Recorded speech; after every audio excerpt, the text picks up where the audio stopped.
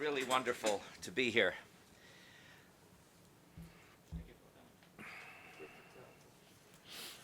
Chapter 1, the posters. A total of 241 Yiddish posters created in the Vilna Ghetto in 1942 to 43 have survived. They survived because from day one they were multivalent and multi-purpose. The poster medium was their multiple message. Wir seinen do. Vilna was the first Jewish community to feel the full brunt of Operation Barbarossa.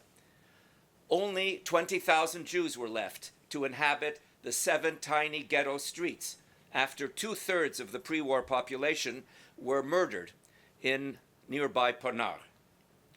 The posters are the most palpable sign that a semblance of communal life was being reestablished against all odds. Wir seinen schaferisch. The posters produced in the Vilna Ghetto were all hand-drawn, mostly by professional graphic artists for whom producing posters was an important source of livelihood. Whoever wasn't engaged in some sort of productive labor for the war effort had nothing to eat. Quality paper and art supplies were hard to come by, and some of the posters were two-sided. For example, the same artist who drew the poster for the outdoor art exhibit outside the Ghetto Theater that took place on the 17th of April 1943 used the other side to publicize the art exhibition organized in the lobby of the Ghetto Theater on the 28th of April. Wir seinen ein Kollektiv. No private posters were allowed. Every poster was sponsored by a recognized agency. The Judenrat, the Jewish Police, the Social Welfare Network, the educational establishment, the sports teams, the Ghetto Theater. Wir seinen Jiden und Jiden reden Yiddish. In the Vilna Ghetto, as in Kovna, Yiddish was the lingua franca, the sole vehicular language. So Yiddish was your main link to life inside the ghetto. Posters were an essential means of public, above-ground communication in the Nazi ghettos in general, where there were no radios, there was no newspapers, there was almost no contact with the outside world. Epes wird von uns bleiben. Posters existed within 2 simultaneous time frames. Like all posters, they were ephemeral, they were time-bound, here today, gone tomorrow. But unlike others, they were also precious and timeless. The ghetto's intellectual elite understood them to be cultural and documentary artifacts. No sooner had the posted event taken place than a copy of the poster was preserved in the ghetto archive. Before the ghetto's final liquidation on the 23rd of September 1943, the posters were buried. They were retrieved after the liberation among the ruins of the Jewish quarter in various hiding places and from the mountains of waste of the paper factory. They were briefly curated in the Vilna Jewish Museum under the Soviets and were then hidden away yet again and forgotten until the dawning of a new age. This unique corpus of 241 posters, carefully crafted, very diverse, and highly valued, came into being and survived to this day because Yiddish was re-territorialized in the Vilna Ghetto. But to understand their manifold meanings, to appreciate them as multimedia, we must work hard to reestablish the territorial boundaries of Yiddish in its own time and place, no matter how catastrophic the time and no matter how horribly diminished that space was. Chapter 2, the Internet. In our day, these posters have re-entered the public sphere, thanks to the independent Republic of Lithuania and Yad Vashem. If you type in poster art Vilna or Vilnius Ghetto on your smartphone or your computer, and this is how I wrote this paper. That's how I wrote the paper. I did just that. What will come up on your screen are 2 curated online exhibits. I didn't have a library. I didn't know a week ago that I was going to be delivering this lecture. So if were it not for the internet, I would not be standing here. So there are two curated online exhibits. I gave you the links at the top, each with a different focus and purpose. On the website of the Vilna Gaon Museum, you will find 17 posters, fully translated, partially annotated, in parallel Lithuanian and English versions. On the Yad Vashem website, you will find The Walls Tell Stories, Cultural Life in the Vilna Ghetto, which is a full-blown curriculum in 11 units. It features 9 posters, 8 of them in Yiddish, 1 of them in Hebrew. And it includes questions, or what my students call prompts, for classroom discussion and suggested group activities. Made more, and the annotation in this case is far more robust because it is actually a curriculum that can be used in the classroom. Both of these websites reterritorialize these posters by eliminating Yiddish from the public space. The Vilna Gaon Museum website presents these posters as part of Lithuanian culture. It's part of their artistic inheritance. It's as if they are repatriating the Vilnius ghetto as part of the Republic of Lithuania. And this is extremely admirable. But that's the idea behind it. The Holocaust, now, in the Yad Vashem, it's a very different story. In the Yad Vashem curriculum raids these posters for their content. They're interested to know how Jewish holidays were celebrated and repurposed, how young people engaged in sports and continued their education. So this reflects a sea change in Holocaust memory here in the state of Israel, because as we probably all remember or know, that in the immediate aftermath of the war, public memory focused on heroism, the heroism of the armed resistance led by Zionist youth movements. Also perfectly understandable. But it took about over half a century for the focus to shift to various forms of spiritual resistance on the part of non-combatants. So that is the educational, philosophical context for the Yad Vashem curriculum. What is entirely missing is there is no mention of Yiddish in the Yad Vashem curriculum. It's as if the linguistic medium were completely incidental, transparent, irrelevant, in fact, to the cultural life in the Vilna Ghetto. There is apparently nothing to be learned from the fact that these posters were all in Yiddish. This is an English language curriculum for the Jewish diaspora, which does not recognize that Yiddish was a major language of the Jewish diaspora. So the internet is both a blessing and a curse. The internet traffics in images and sound bites. Poster art is tailor-made for the internet. But what happens is that we become seduced by the power of the internet to globalize and to commodify. The online medium is the message, and the message is the radical deterritorialization of all cultures and all societies. So our task here is to bring these posters home, is to bring them home. Chapter 3, Back to the Ghetto. So this is your first figure. Why did the Cultural Department of the Ghetto Administration, which is just another name for the Judenrat, sponsor a lecture on the ghetto in the Middle Ages? For the same reason that it invited a popular Hebrew pedagogue, who was a prominent labor Zionist and a former member of Hechalutz, to deliver this Yiddish lecture at the very affordable price of 20 pfennig. Zionism is predicated on the redemption of the Jewish people in and through history.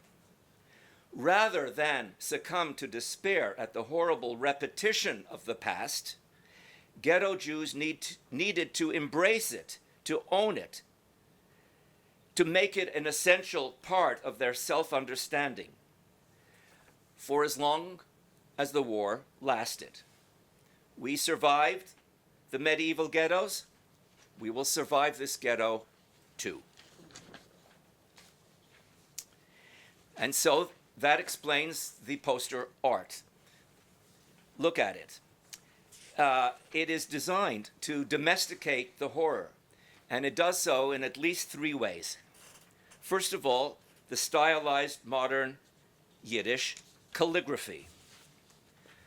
Note how the Pasach and Kometz, Pasach Aleph and Kometz Aleph, are drawn to be an extension of the Aleph itself. Very artful. Notice how the Ayin, Tes, and Gimel, and one arm of the Shin rise above the line, along with the Lamed, to create a very dynamic effect. Look how the angular Resh accentuates the Lamed. So this is very artful calligraphy. Secondly, and thank you for doing a colored copy. This was more than I expected. You can see that three colors are here. There's black, blue, and yellow outlining. All the essential numbers are in boldface: the date, the time, the ticket price, and the hours for purchasing tickets. This poster bespeaks a very high level of Yiddish and graphic proficiency. Figure 2. In fact, there was no historical precedent for the Nazi ghettos. As Aryeh Sheftel himself would discover, when the ghetto was liquidated and his wife and son perished, although he himself would go on to become the mayor of Rishon LeZion. And the surest sign of its unprecedentedness was the Jewish police. There is no aspect of ghetto life that was more fraught than this, than the Jewish police, and for a couple of reasons. First of all, the head of the Jewish police was a man named Jacob Gens, who was a former Lithuanian army officer, a man with no prior connection to Jewish life, who would then go on to be appointed the head of the Judenrat. Most importantly, the Jewish police served two diametrically opposing masters. Was it a job to prevent the Jews from escaping, thus aiding and abetting the complete segregation of the Jews? Or was it to enforce law and order from within? Were they glorified prison guards, collaborators, or were they protectors? So, in this figure, you see an elaborate poster for the first concert sponsored by the most visible arm of the Jewish police, the Guardians of the Ghetto Gates. And its iconography is very important. First of all, on the very top is a logo in Latin letters, T embedded in a W, Torwache. So it's the German name of the ghetto guards, TW. Then you see the gate is open. What do you know? It's open. And there's a Mogen David on top of the gate. And there's a small Hamish little guard post on the side. So this is all very welcoming. It's painted in two colors, very, very artfully, blue and red, and both separate and blended. And this is announced as the first concert, so presumably there will be others to follow, of a mixed classical popular repertoire, a symphony orchestra. Vilna there were enough surviving musicians to constitute a symphony orchestra, and also, incongruously, a puppet theater performance. It was so exotic that it required two different words, lalkes and marionetten. If you did not know what a lalke was, you should know what a marionette was, which I find particularly odd because pre-war Vilna had its own Yiddish marionette theater called Maidim, and I happen to know that because it was directed by my mother's former classmate, Rivche Dreher. In any event, marionetten or lalkes. So what is the purpose of this Something for Everyone performance? I think it's in order to win respectability and trust for the Jewish police, and to allow them to compete with the high cultural arm of the ghetto, and we'll be hearing from them shortly. They are the only ones selling tickets, and they go ahead and they commission a different artist to put out their poster. Figure 4. Here's a poster with universal appeal designed to reach the entire population. Organizing a raffle is a modern urban means of fundraising for charitable causes. And the first line tells you exactly who the addressee is. Yidden! Yidden! This is for you. That means the entire ghetto population. Each raffle is a little pricey. It's 5 Reichsmark. But 10% of all of these raffle buyers will be richly rewarded. That's a hefty percentage, yes? The diction is modern. By modern, I mean this is journalistic Yiddish. It's written in the passive voice, as Yiddish journalists to this day write. Is organisiert geworden, seinen herausgelost geworden. That was considered to be more sophisticated than Leitish Mameloschen. And the technical terms, Lotterie-Billetten, Fanten, which I had to look up in the dictionary, Campagne. So these were obviously familiar features of pre-war life.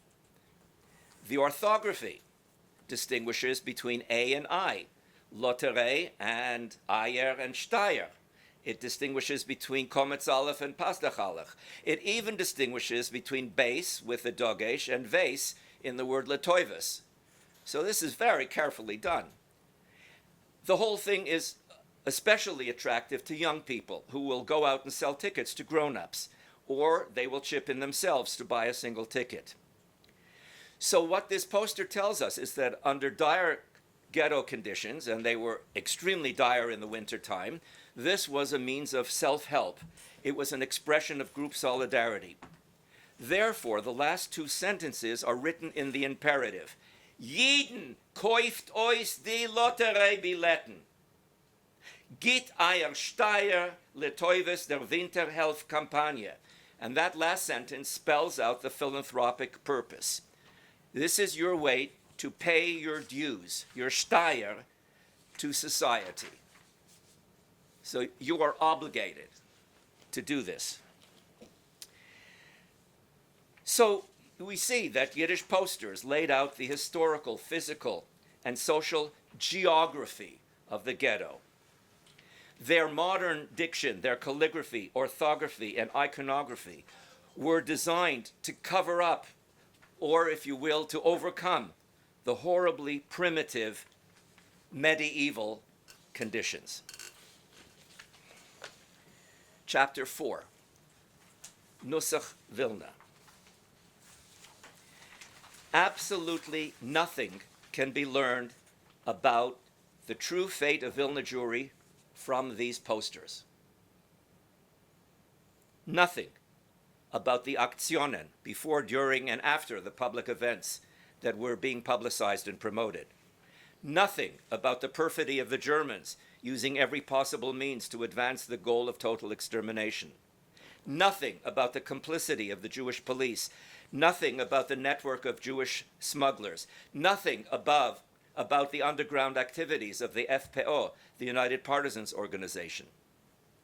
And almost nothing about the starvation and disease, except by reading between the lines, as in Figure 3, about the need for a winter relief designed to raise 25,000 Reichsmark, right? And especially this Figure 4, which announces the 15th popular evening of discussion on medicine from the series Volksgesund, scheduled, I quote, to take place in the Ghetto Theater on Monday, the 24th of May, 1943, featuring Dr. M. Gershowitz, who will speak on the patient, their surroundings, and the physician, Dr. V. Shmuleshinsky, who will speak on typhoid fever and vaccinations against typhoid fever, Dr. L. Finkelstein, who will talk about how to protect children from thyroid diseases, Dr. Yud Antokolets, who will talk about doctors in humor and satire, And finally, the doctor, no, not finally, then the doctor by Zoshchenko, recited by the very well-known and beloved actor Yankov Rotblum of the Ghetto Theater, and in conclusion, a medical chronicle and a mailbox, which I think is questions from the audience. Free invitations can be obtained at the hospital, the dispensary, the bathhouse cashier. Free invitations, it's for free, okay? So what can be learned is everything we need to know about the self-image of Vilna Jewry, of its historical legacy as a center of Jewish learning, as a center of Jewish modernity, of Jewish arts and sciences, as Vilna, as Yerushalayim Delita, as the crown city of secular Yiddish culture, and of something intangible called Nusach Vilna. Nusach Vilna lies at the bedrock of Jewish Vilna's territorial claims, which are now compressed into 7 tiny streets in what had been the heart of the Jewish quarter. So figures 4 to 8 provide the essential signposts to Nusach Vilna. For example, in Vilna, Jewish doctors spoke Yiddish proudly and in public. True, some of them, like Dr. Tzemach Shabbat, had to learn Yiddish in order to model this new kind of modern Jew, who is both active in the cultural sphere as in the medical. True, the concept of Volksgesund, popular medicine, as practiced and promoted in the spoken vernacular in Yiddish, evolved over the course of a century and did not come into its own until the interwar period.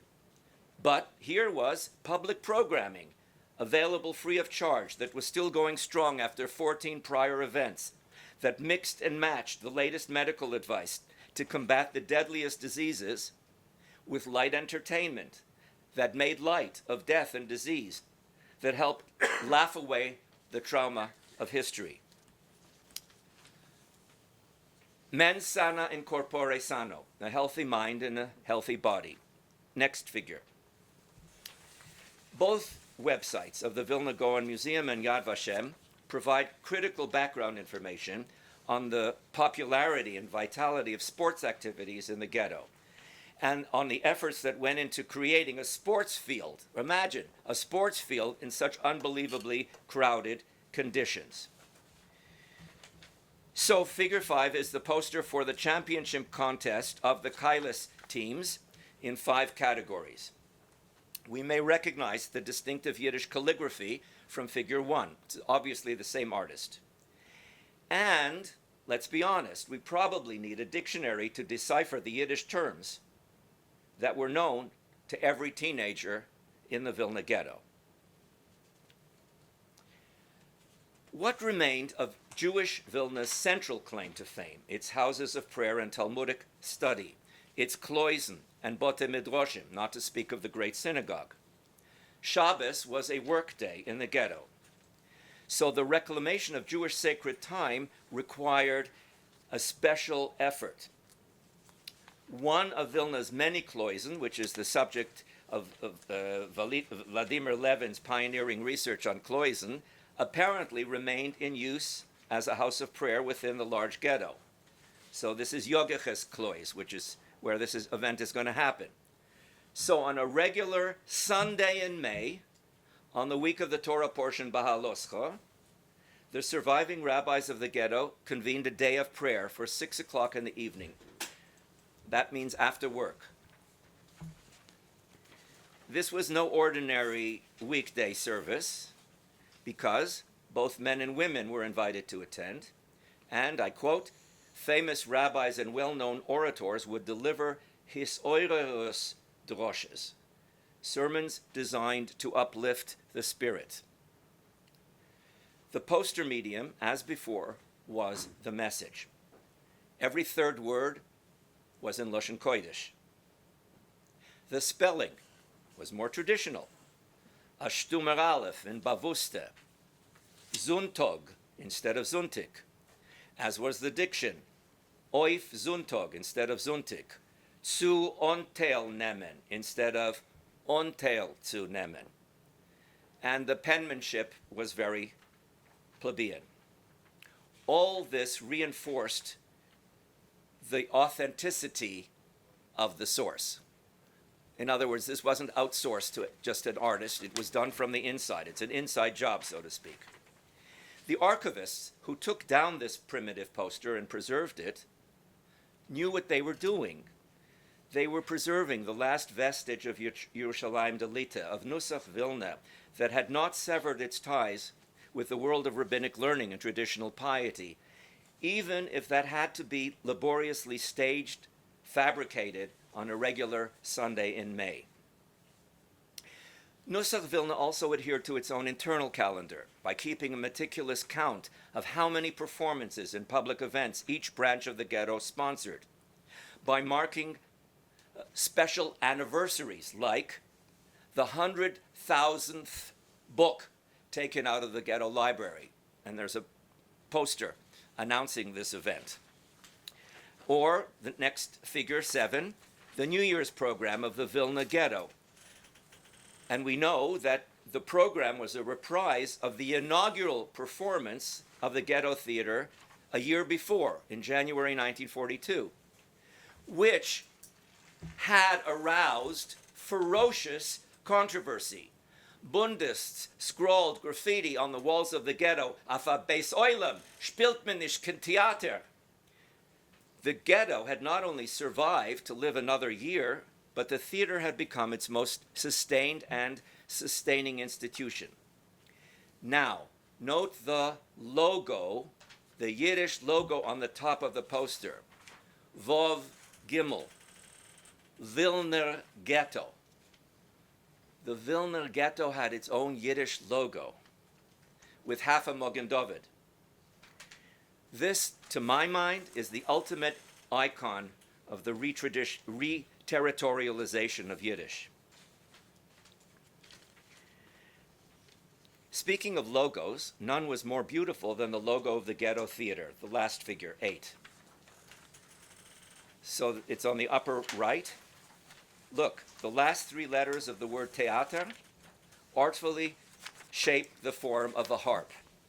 That was their official logo.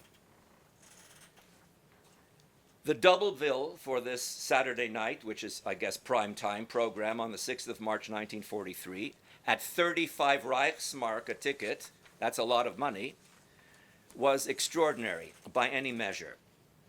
It began with selected works by Mendele Mochers Forum, the first classicist of modern Yiddish literature, followed by prize-winning works by the ghetto poets Leibo Pieskin, Hirsch Glick, Leah Rudnitsky, and Avram Sutzkever, and by the ghetto composers Misha Wexler, Aleph Volkovitsky, and Wolf Dormashkin. This poster marked both the beginning and the end, with the Vilna ghetto as the final link in Die Goldene Kate. The poster signified precisely what the ghetto still considered salvageable from its literary heritage, beginning with the satiric legacy of Mendele Mochers Forum, who was the most relentless critic of Jewish life. So the repertoire is Mendele Light, Mendele Light. As for the future, there were young poets and younger poets still, like Hirsch Glick, still producing prize-winning verse, and Jewish composers to provide the music for ghetto songs that would embody Nusach Vilna for generations to come. This poster memorializes the collective effort that was required to incubate a multifaceted and universal Jewish culture on the tiny sliver of territory where Yiddish remained a sovereign language, just long enough to leave a permanent legacy. Last chapter, Yiddish for alle. Through these posters, the Jews of the Vilna Ghetto projected the self-image of an autonomous society rooted in a proud past and occupying a familiar public space, complete with a sports field, kiosks, a hospital, schools, a theater, a library, and guarded by Yiddish-friendly policemen, and attended to by Yiddish-speaking doctors. This was the Yivo's dream come true. A Yiddish polysystem where one language fit all, young and old, rich and poor, the pious, the Prost, and the professional class. It is very easy for us, with the knowledge of hindsight, to dismiss this Yiddish cultural and social activity as an exercise in self-delusion, as a dangerous fantasy that lulled the ghetto population into a false sense of security. Except that the story doesn't end here. There was one more set of posters still to come.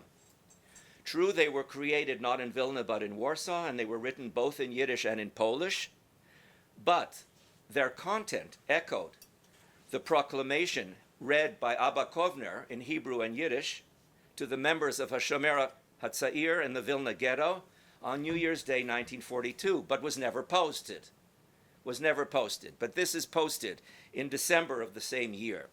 And here are the final 5 sentences of the Yiddish-Polish poster put up by Job, the Jewish combat organization in the Warsaw Ghetto, December 4th, 1942.